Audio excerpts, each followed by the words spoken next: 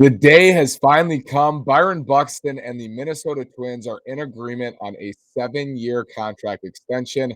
Breaking it all down on today's episode of Lockdown Twins.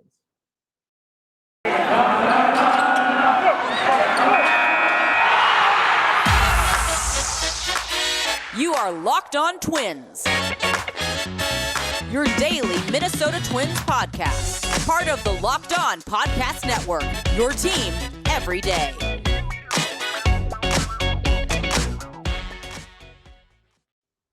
And welcome to the Locked On Minnesota Twins podcast. Today is Sunday, November 28th, and I'm your gracious host, Nash Walker. I want to thank you for making Locked On Twins your first listen every day. We are free and available on all podcast platforms. Here it is. Byron Buxton signs a 7-year, $100 million extension with the Minnesota Twins. Now approaching 500 episodes as host. This is Nash Walker, by the way. Writer at Twins Daily, lifelong Twins fan, bringing you 5 days a week coverage on the Minnesota Twins. We're getting close to 500 episodes, and we've seen a lot of things. We've seen Josh Donaldson signing. We've seen the Kenta Maeda trade. We've seen getting swept in the playoffs. We've seen clinching the American League Central. We've seen a lot of different things. Jose Barrios traded. Nelson Cruz traded. Had episodes for all of them. This is my favorite ever. This is my favorite episode ever, and that includes the Donaldson signing I was pushing for nonstop all offseason, and it happened, and they finally got him, and that was a great episode as well in terms of my excitement. But this is number one. I mean, this is an amazing day for a couple reasons. Number one, amazing day for Byron Buxton. I mean, for him, he's had such a tough road, not just with the injuries, but the ineffectiveness and the service time games and the injuries over and over and over and over again, mixed with living up to expectations that were set so high for him as a top prospect by Twins fans, by national writers, by everybody, to be this superstar. And he has lived up to them on the field over the last 3 years, but has not been able to completely live up over a 162 game season because he's so often injured. And I mean, for him to secure $100 million after all of that is a testament to his work, but also his talent and how those two things come together and have created a truly amazing baseball player. I mean, he is unbelievable. If Byron Buxton was not unbelievable and had played as many games as he has over the last 4 or 5 years, I'd say post 2017, he would never get anything near this money. But because he's so amazing and because he's such a ridiculously talented player and gifted player and hardworking player and person, he gets this money. And so that's right off the bat amazing for him. I want to look at this deal a little bit for the Twins too. I mean, the overarching feeling here is that it comes down to the one thing, right? It's if Byron Buxton stays healthy, this is a ridiculous value of a contract. And you look at the details here. If you're watching on YouTube, you can see. If you're not watching on YouTube, that's fine. I'll explain what we're looking at here. Ken Rosenthal tweeting, this is the biggest thing for me for 2022. And I'm going to go into it a little bit more today, talking about what this means for 2022 and beyond for the Twins and for Buxton. But he gets a $1 million signing bonus. His 2022 salary, Buxton, is going to be $9 million. And via arbitration, Byron Buxton was set to make about $8 million. So he's really not making that much more. He's making $1 million more than what he would have made at arbitration. So if there's this feeling that, oh no, like this is going to preclude them from making other signings, he gets a $1 million signing bonus. That's really the most that's added to his salary for 2022. He was already going to make around $8 million. So I love that part of it. I love that his 2022 salary is really not that impacted because the Twins need every dime they can get to spend on starting pitching. And that's with Byron Buxton being as important as he is. They still need as much money as possible to spend on their rotation. And that remains the case. And John Gray signed today. Kevin Gausman signed today. It's a flurry, and we talked about this last week. The offseason is heading in a certain way for the Twins where they're probably going to need to make their biggest starting pitching additions on the trade market, and that's just the way that it's headed, but we'll talk about that a little bit later on. I want to look at this deal. From 2023 to 2028, Byron Buxton's going to make $15 million guaranteed per season, and if he's healthy, you look at that and you say, boy, that's a bargain. I'll tell you what, if he's healthy, he's going to get one of these bonuses. The MVP bonus is believed to be unprecedented, says Ken Rosenthal, for every year of the deal. If Byron Buxton finishes first for American League MVP, he makes an extra $8 million. If he finishes second, he makes an extra $7 million. Third, $6 million. Fourth, $5 million. Fifth, $4 million. And then if he finished sixth through 10th, he makes $3 million extra. Plus, he gets $500,000 each for 502 plate appearances, so an escalator, $500,000. Then if he reaches 533, he gets another $500,000. If he reaches 567, he gets another $500,000, 600, 625, so on. Stops there. 5 kind of bench clearing markers there. So he can make an extra, looks like $2.5 million if he reaches 625 plate appearances. And again, I'm telling you, if he reaches 625 plate appearances, Byron Buxton is going to get MVP votes. Like that's the confidence that I have in him.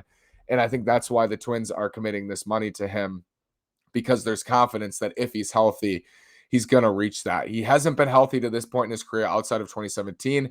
This version of Byron Buxton has not been healthy for a full season. When I say this version, it's the power he's developed, the all-around superstar game that he brings now, the all-around superstar player who he is. We haven't seen him healthy as that player.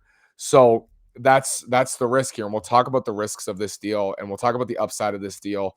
But right off the bat, if Byron Buxton gets MVP votes, even if he's first in MVP, what a bargain. I mean, he's going to be it's unprecedented to me, this type of player making this little money, the talent level, right? Because you're never, ever, ever going to see a player of this talent level sign a 7-year, $100 million deal going into their age 28 season. It just does not happen, because Byron Buxton's talent level is up there with Ronald Acuna Jr. It's up there with Mike Trout. It's up there with Fernando Tatis Jr. He's in the realm. And I know we look at Trout and he's on a different stratosphere. I'd say he's in the realm of the second tier of players. He is when he's on the field.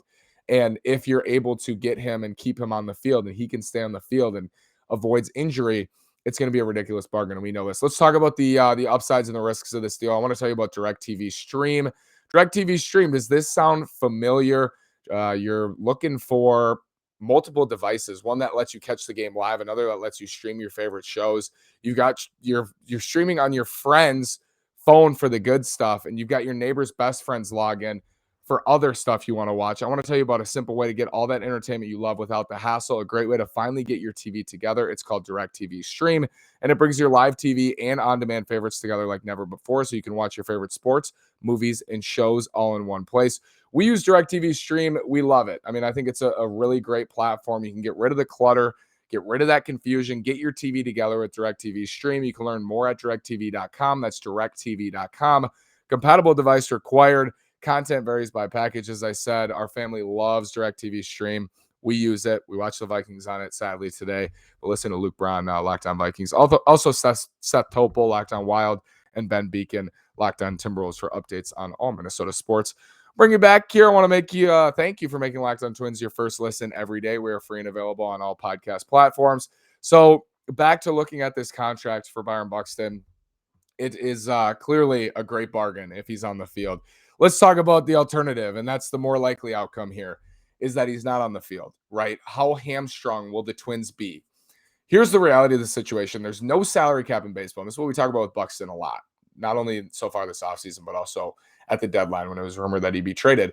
There's no salary cap in baseball, but the reality of the situation is the Twins are always going to spend right around the middle of the league to the bottom half of the league, right? They're probably going to be in that 16 to 20 range, and I think they were in that range in 2020 and then again in 2021. What I'm expecting is 125 to 135 million in payroll for 2022. So they have a quasi salary cap. They're not going to spend infinite amount of money. So yes, if Byron Buxton is not on the field and you're guaranteeing him 15 million in a season and he misses a majority of the season, or the games he plays in don't matter, of course that impacts the books. Of course that impacts the Twins long term, not only with Buxton and what he does on the field, because they have a much less chance of winning when he's on the field, but also in free agency and via trades and via salaries that you can pick up. And now you have Buxton on the books with Donaldson. So you have some big contracts on the books, and you look forward, and it does impact them if he's not able to play. I think there's been a perception like this is a risk-free deal for the Twins.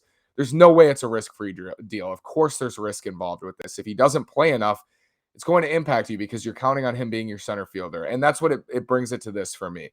Byron Buxton is now the longest Twin under contract by a long, long way. Randy Dobnak is under contract guaranteed through 2025. A couple of options on the back end, but Byron Buxton is now the longest tenured Twin on the books through 2028. He is your building block. And here's the upside of that. If Byron Buxton is your building block and it's a healthy Byron Buxton, there are very few players in the league who I would pick to be a building block over Byron Buxton in a vacuum.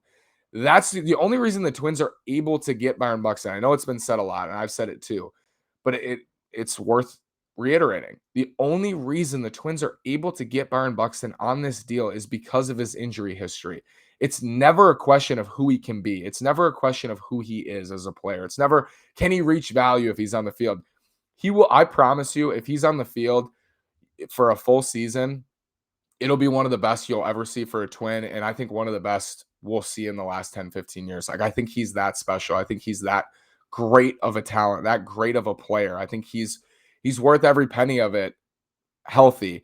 And like I said, if he's on the injured list for a majority of it, that's going to hurt the Twins and it's going to hurt their bottom line. It's going to hurt the money that they spend via free agency. But he's now your building block. And this was my point. Like, he is the type of player, he's in the Joe Mauer realm for me. It doesn't happen for every Twin. It doesn't happen for every player that comes along where you say the Twins cannot afford to lose him. And not only A, because he's an amazing talent and you don't want to risk losing him to another team, but B, because of what he means to the franchise, what he means to the fan base. And Byron Buxton checked both those boxes. They're not easy boxes to check. You know, they're not easy. You have to be a superstar talent, and B, you have to mean a whole lot to the franchise and to the fan base. And Buxton's there with Joe Mauer, and the Twins extended Joe Mauer. And I think there was similar pressure on the Twins ownership group and the front office this time around as there was with Joe Mauer, that losing him is a way bigger risk than keeping him and having him hurt throughout, or keeping him and having him not exceed the value of that contract, as people said with Joe Mauer, right? Because if Byron Buxton is here, that's the main thing. For me, it doesn't matter to me at this point. Like, of course, just from a fan perspective, you want to see Byron Buxton play every single day. You want to see him on the field because he gives the Twins the best chance to win when he's on the field. For me, it's no matter what happens with Byron Buxton, no one can predict what's going to happen over these next 7 years. No one can predict what's going to happen in 2022 and beyond. But whatever happens with Byron Buxton, I want him to do it as a Twin. I don't want to see him have an injury-riddled career as a Yankee. That's not satisfying, especially because he's a fan favorite and because everybody loves him. Everyone wants to see him succeed. People around baseball want to see him succeed. Everyone wants to see Byron Buxton succeed because he's such an easy guy to cheer for. I want to see whatever happens with him happen as a Twin. And whether that be he is always injured, continues to be hurt constantly, doesn't play enough, I want him to do it as a Twin. And I will always stick by that. I will always be in support of this because I think it's the right call. And I think you're taking a risk that you don't get to take every day. You don't get to take this risk every year or with every player, with every prospect who comes up in the system. You just don't get to do it. Let's talk more about this Buxton deal, what I think it means for the rest of free agency for the Twins in this offseason. I want to tell you about Built Bar. It's here, the best Monday of the year. It's Cyber Monday, and Built.com is the place to aim your mouse. Get at least 20% off everything delicious and healthy. That's 20% off site-wide and even bigger discounts on Built Boost, Broth, and Built Swag. A brand new Built Bar flavor has landed just in time for Cyber Monday, Caramel Almond Delight, and it delivers everything it promises. Caramelized chocolate, check. Almonds, check. Delightful, double check. Be sure to get yours before they're gone. And this season, maybe you're craving white chocolate for a limited time. Get a special new Built Bar Puffs flavor, white chocolate cheesecake, the yummy protein treat filled with marshmallowy center, covered in white chocolate. 'Tis the season to save and to give your taste buds the gift of Built Bar. Get to Built.com for these incredible tasting new bars and 20% off everything. Head to Built.com, enter code LOCKED20 before it's too late. So what now? Well, I'll tell you what now. If you're going to sign a 27-year-old, soon-to-be 28-year-old star center fielder in his prime to a 7-year extension, you better go after some names. You better try to put a winning team around him. I think I tweeted this. You can follow me on Twitter at NashWalker9. Follow the show at Locked On Twins. I think when you sign Byron Buxton to this deal, you are discarding the option, even the thought of punting on 2022, because it's a similar kind of similar to the Donaldson deal, where when you sign Josh Donaldson to a 4-year deal, you want him for the first 2 years, right? And then the next 2 years, you're like, ooh, we hope he still lives up to his salary, but probably expecting that he doesn't. For Byron Buxton, going into his age 28 season, you're hoping in years 1, 2, 3, and maybe 4, like you're getting MVP level production. And that's when he pays off his contract. If he's healthy, he's going to pay it off tenfold. You're not really looking for ages 34, 30, 33, 34, 35, especially for a guy who really does rely on speed. I think now that he's developed power, that makes him a whole different threat. Like, I think that he can have 30, 35 home run power, will carry his value into his 30s, but the speed power combo will never be better than it is right now.